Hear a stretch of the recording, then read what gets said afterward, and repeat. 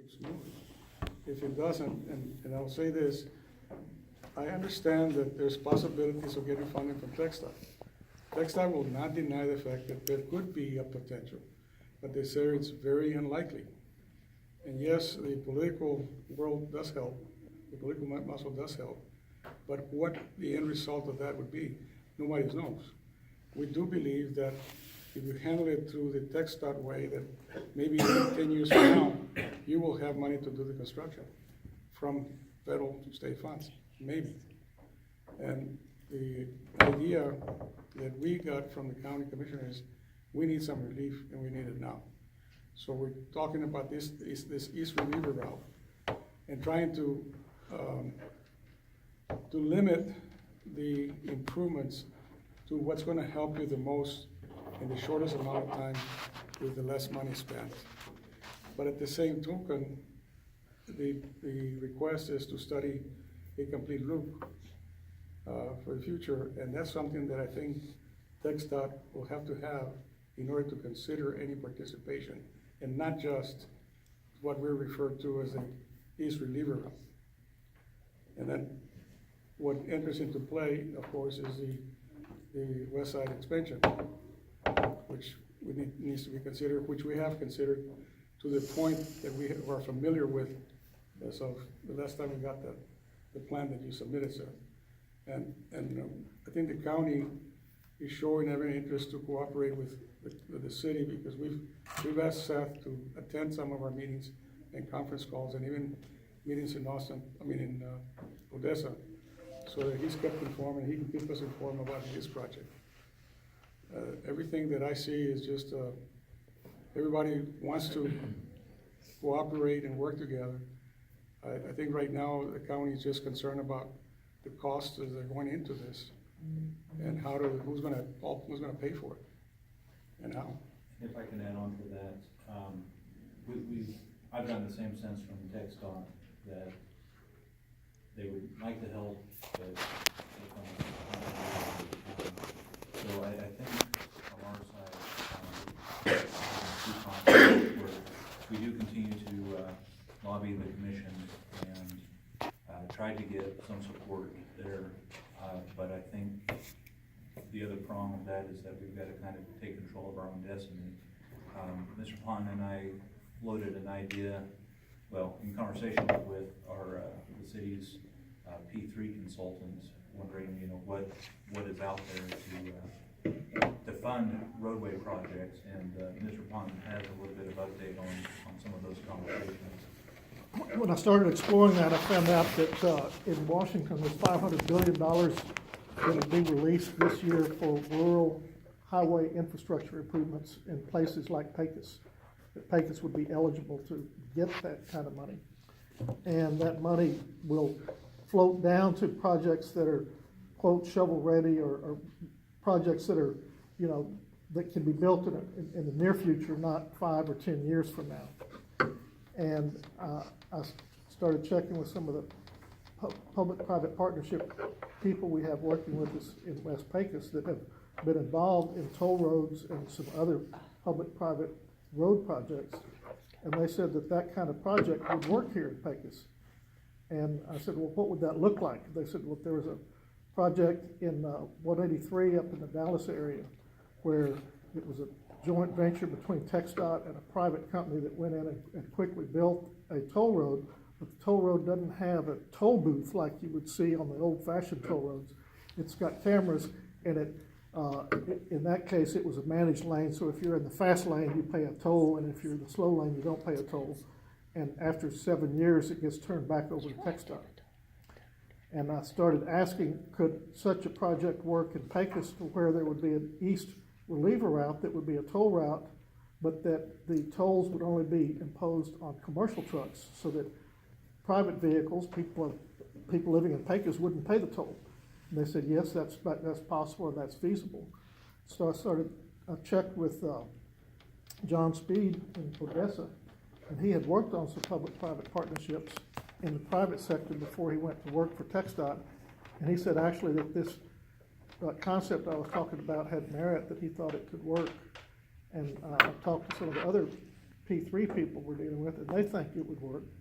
The legislature a couple of years ago put an absolute bar that can't be any more toll roads in Texas, but there's been a lot of pushback on that back against the governor, and they think that in places like this where you have such a need, and you have TxDOT saying, well, we want to help you, but we can't help you for 8 or 10 years, when a private company could come in and build this in a couple of years, they think that the politicians and also would go along with it. So I'm going to continue to explore it, explore the feasibility of it, because if it worked, it could be a real short circuit to getting this built, and give the Pecos, the east side reliever route.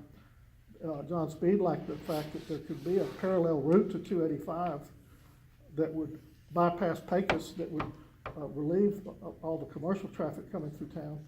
And of course, the city could put in an ordinance that banned commercial traffic coming through the city once that reliever route was built. So it would take care of all that.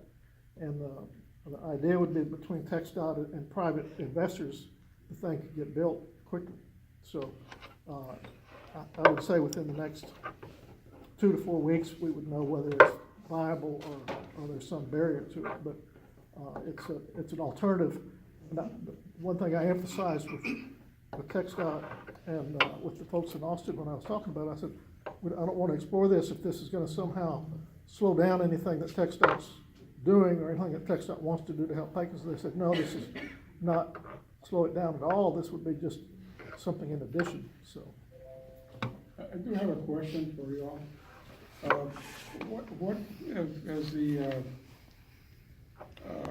have you all done with the lobbyist as far as, because I've been wanting to see how we could sit down with the lobbyist and with members of whatever committees you have to present the situation that we have, and let him start working on ideas of how we can get some funding and any innovative ways that he can with legislature. Has anybody talked to him on specifics of the project? Yes. Basically what we're talking about, we visit with TxDOT says they can help. We're working towards this direction. Here's the information we have today. Here's the other information that TxDOT is requesting. So that he becomes informed of what's going on, and then go into session and start talking to some of the judges, start finding out how can we get help, and the sooner the better. But obviously, I don't believe we can get it done this session, but at least put it out there. We have, and the feedback that we got from Black Ridge is that we can begin on the TxDOT Commissioners workshop schedule, and they think the earliest that we can do that is probably March. And see, what John had told us is, we will help to get on it, but we need more information. And that's where we've been talking to the county about, is can we, if we move forward, we can get almost all that we need to get to the first step, or to first phase with TxDOT. But, I mean, it's all in the hands of the county.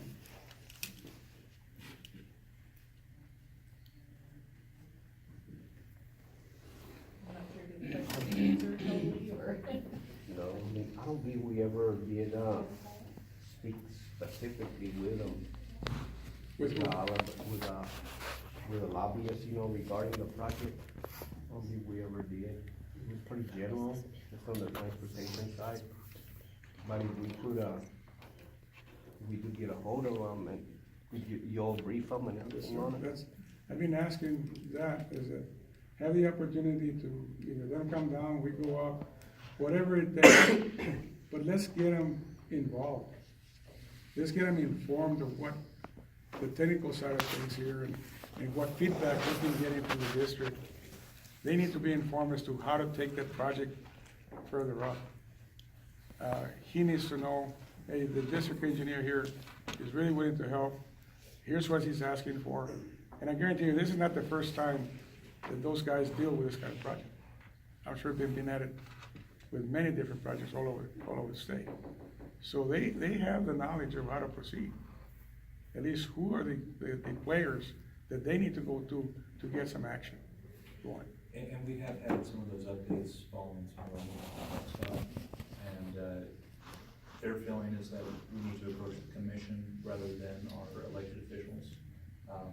The elected officials could find some money, and I forget the term, it's not contingency money, it's Discretionary? discretionary, thank you. I was gonna say plain money, but I didn't quite sound right. Discretionary funds that could come from the state, but we were more likely to get support if we got the commission to support a project. But the lobbyists should help to get into the commission as well. Right, exactly. And if they need to know about the project to get them acquainted with it. That's what I'm saying. I think if we can do that, I think that we have a better chance of just waiting to see what they're gonna do. If they don't know what they need to do, or what they're doing, it's not gonna get us anywhere. I think that, at least, like I said, just sending them a report, I don't think it's, we can send it to them, they can read it if they want to, but I think sitting down face to face with commissioners, with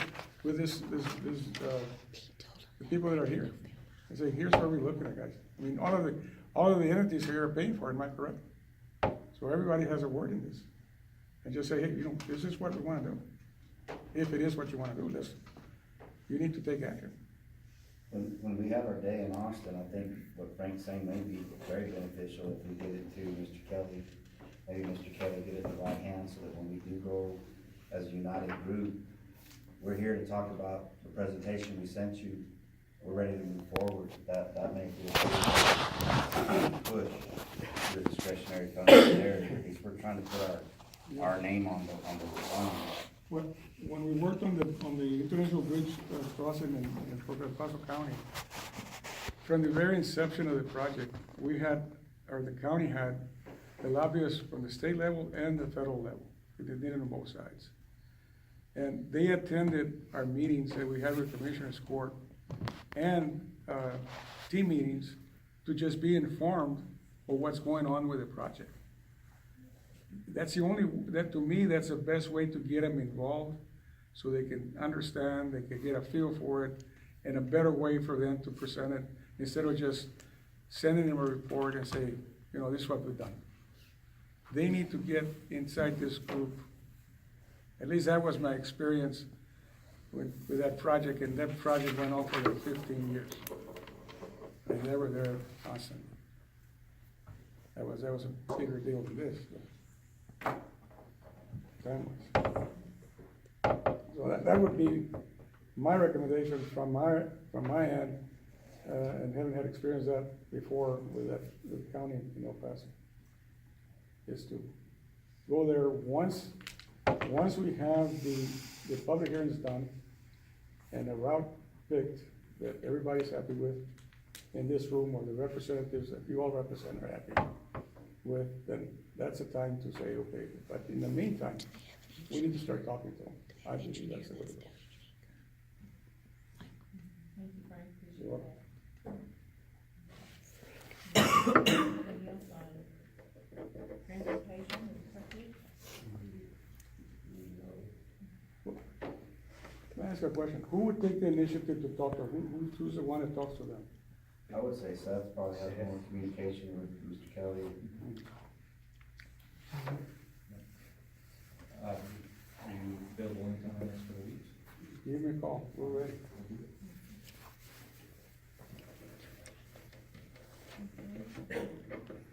Item 2, which is housing,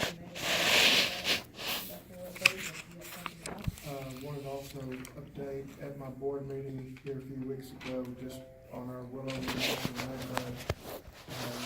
The board stayed with the city doing the design and engineering. I'm hoping to have that package, ready for bid by the end of February. Mr. Ruffles, do you want to give an update on the TRUS meeting?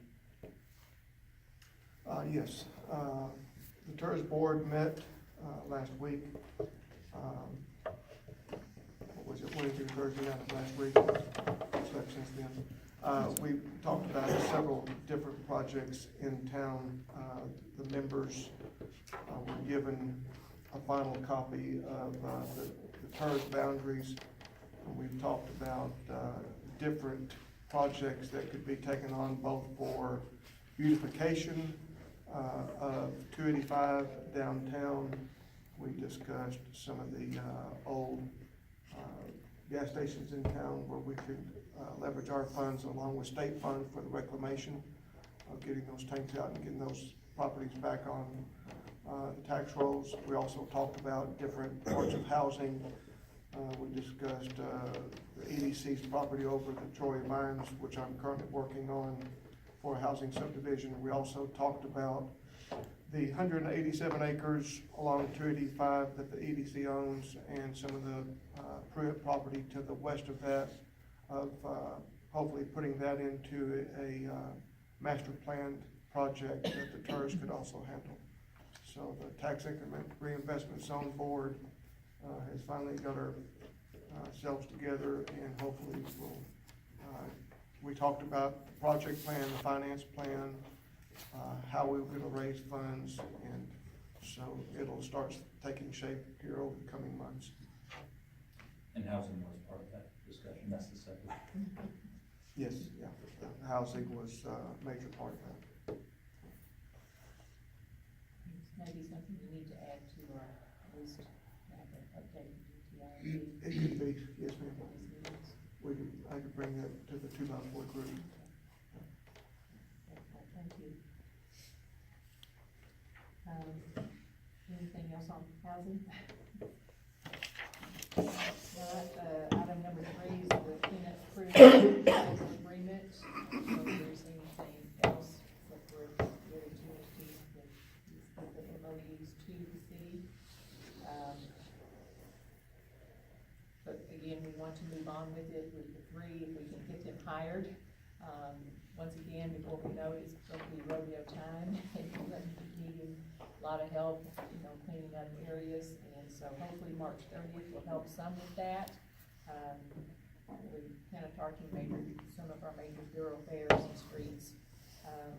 But again, if there's an area near and dear to the heart, please don't hesitate to clean that area as well. I'm gonna bring it up again, but the area where Anchor Fluids is and all the mud that keeps tracking up in there, are we getting has anything happened since last time we talked? Has anybody made contact with them? To me, that's a big deal. Especially now, you can't see where you're supposed to be in a lane, where you're supposed to turn, and I'm just waiting for a big accident to happen there because it's very dangerous. And with all that mud that keeps coming from that organization there, somebody needs to let them know it needs to be cleaned up or addressed. Is this their 3rd and 17th? 3rd and 17th. It's going forth and it's working on that. Also along with that same vein, the Flying J, approval from corporate to pay the rest of their loans. They'll be starting on that in the next month or so. If there's any other areas y'all see around town that a lot of trucks on unpaid surface, please be sure and let us know. So that we can get code enforcement out here talking with the owners to get something cleaned up. Anything else on the cleanup? Anyway. 7th Street's looking good. The curb and guttering that's done on the east side all the way to Rancho Road, finally looking really nice. Once it's paved, it'll really look good. Baby steps, I guess, Paul. That's a big step. Okay, item number 4, other ongoing projects. Any update on anything else that we discussed previously? School board, anything on y'all's side that you want to update on? We're gonna be holding a December. That's to discuss the bond. Yes. Do you have a time yet, Matt? I believe it's at 6. Don't quote me on it. We're supposed to be making invites. When they do, we'll send one out to everybody, all the different entities. That was at 6. It is That one. February 7th. 7? 7. What's the location? Civic Center? That's regarding the foundation. Yeah, possibly on this year, yes, sir.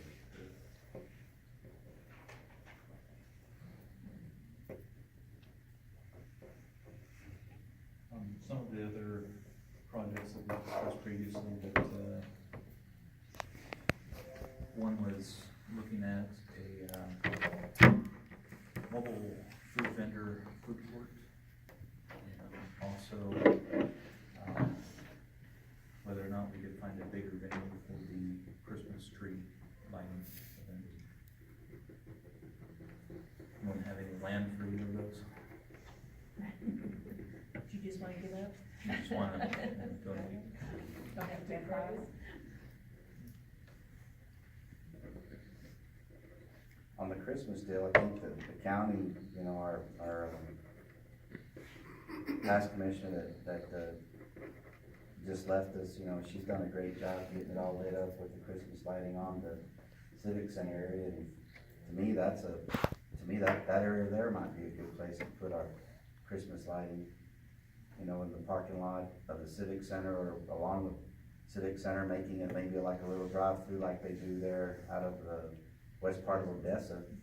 But we need to start working on it now to get the electrical and all that put in, so when it comes here, we're not in a panic mode. Matt would appreciate that, I'm sure. Yeah, it would take a while, because Yeah. the electrical grid is not simple. There's a lot that goes into it. The Rotary Club, I don't know the figure, but I'm just saying that we've probably spent 15 to 20,000 over the last 15 years on the electrical out there, so the electrical that it would require over there would be substantial. The club wants to help whatever to move it over there, and while we're on the Christmas tree lighting, I want to thank Chief Ronda for her assistance that night with the traffic control, because it was horrendous, again this year, but, her officers came through, and that's what concerns me about the 285, is the traffic control over there on a state highway versus the frontage road.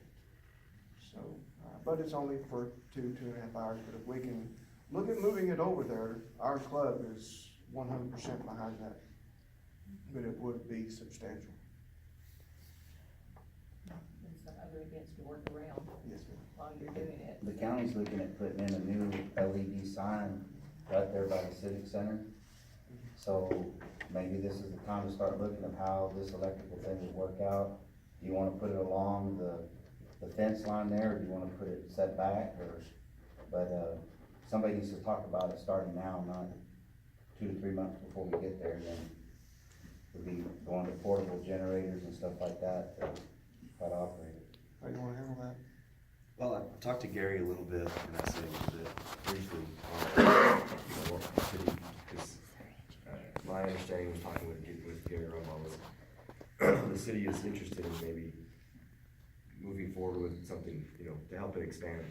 So, but we've only had brief conversations, so if the county's interested too, I mean, maybe there's something that all of us can do, I don't know. Maybe turn it into something where we can do some,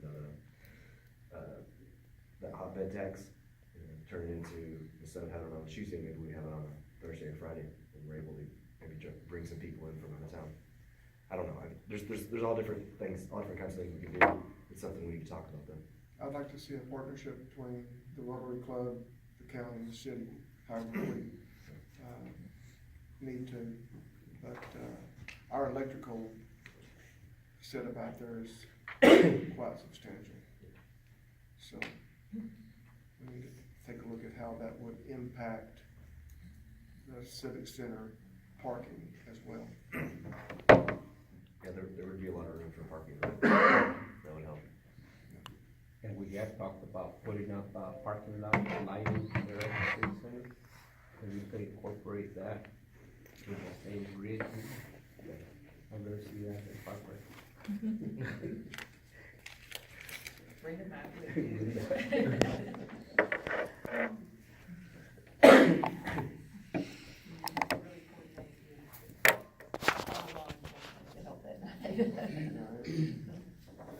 I don't mind mind standing out in the middle of the frontage road directing traffic, but 285 might be.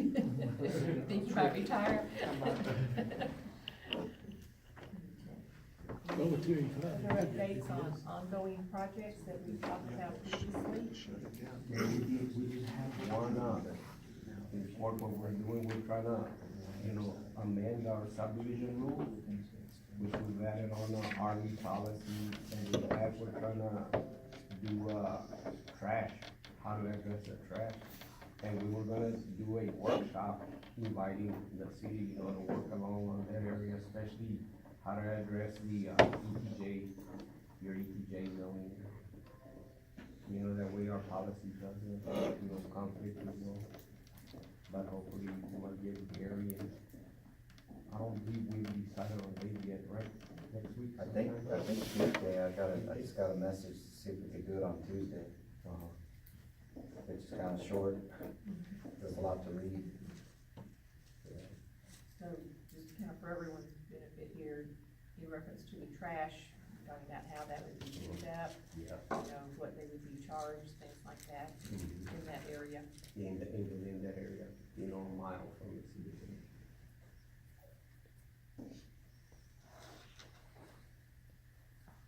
We have the capacity to add more on, for picking up. If we can keep our trucks running and keep our people employed. Just means a CDL license, people. And pass it, that's Any other thoughts on, ongoing projects anyone would like to share? Where's this may be a sore subject, but where's the, baseball fields? Where are we on the baseball fields or the? We've had some delays in getting, and that is what was keeping us from being able to take on debt. We now have an audit, it's a penny report, and the day after the council accepted that, we talked with our bond counsel, and they are working on putting it together. We hope to have the language of the notice of intent on the 14th, the right date. And so we can get moving on that process. The problem that we ran into is the project was gonna cost more than what we had in cash, and we can't, dedicate ourselves to a project that we don't actually have the money in now for. So once we are able to take on that bond, we'll be keeping it under the $10,000. $10 million, yeah, we wish. But with the hotel, occupancy taxes that we're collecting, we want to structure that as a callable bond, so we can pay it back as soon as possible. And even at $10 million, we think that we can probably pay that back in 3 to 4 years. So that's where we're at. We are in contact with, the bond counsel, with our architect, and also, tomorrow's Thursday, we will be meeting with the contractor to make sure that we're still on board. And the land is being cleared. The land has been cleared, Has been yes. cleared.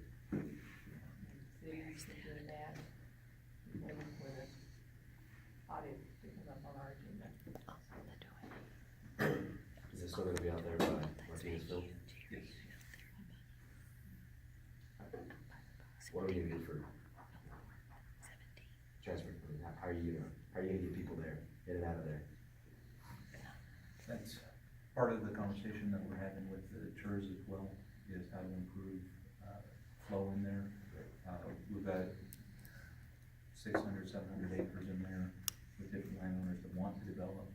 And the current road, even though the county did a fantastic job of fixing it, drives much better than it was.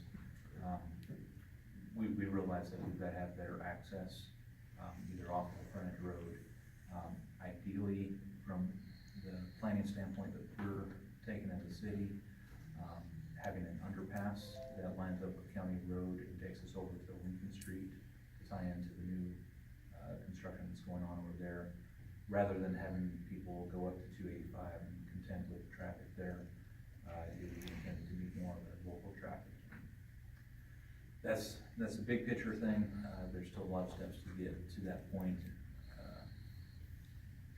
It also ties into the work that Mr. Spencer's doing, ties into the overall I-20 of what do we do with that frontage road? How does it all work together? So there's still a lot to be addressed there.